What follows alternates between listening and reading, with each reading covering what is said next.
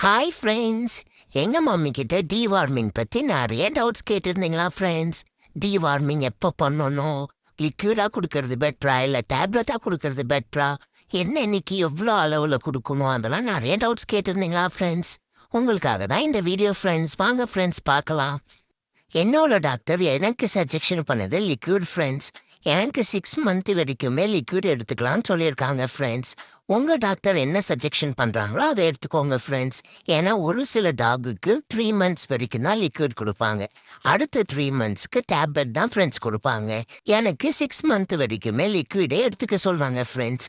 ஏன்னா லிக்விடாக எடுத்துக்கும் போது கொஞ்சம் டேஸ்டியாக இருக்கும், அதனால சாப்பிட்ருவாங்க ஃப்ரெண்ட்ஸ் பெட்ஸ் எல்லாமே. டேப்லெட்டாக இருக்கும்போது கொடுக்கறது கொஞ்சம் கஷ்டமாக இருக்கும் ஃப்ரெண்ட்ஸ். அதனால தான் லிக்விடை மேக்ஸிமம் ப்ரிஃபர் பண்ணுவாங்க. அடுத்து எத்தனை நாளைக்கு ஒரு தடவை கொடுக்கணும்னு கேட்டிருக்கீங்க ஃப்ரெண்ட்ஸ். 6 மந்த் வரைக்கும் 15 days ஒன்ஸ் கொடுக்கலாம் ஃப்ரெண்ட்ஸ். ஸோ 2 to 3 வீக்ஸ்லேயே கொடுக்கலாம். ஆனால் 15 days ஒன்ஸ் கொடுக்கறது நல்லது ஃப்ரெண்ட்ஸ். ஸோ இதில் எவ்வளோ அளவு கொடுக்கணும்னா 1 kgக்கு 1 mlன்ற மாதிரி இந்த லிக்விட் கொடுக்கணும் ஃப்ரெண்ட்ஸ். 6 மந்த்துக்கு அப்புறம் அடல்ட் டாக் ஆகிடுவாங்க ஃப்ரெண்ட்ஸ்.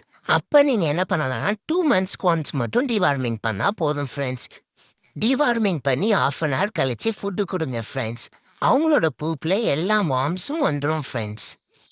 ஏதாச்சும் டவுட்ஸ் இருந்தால் கமெண்ட் பண்ணுங்கள் ஃப்ரெண்ட்ஸ். பாய் ஃப்ரெண்ட்ஸ், வரட்டா?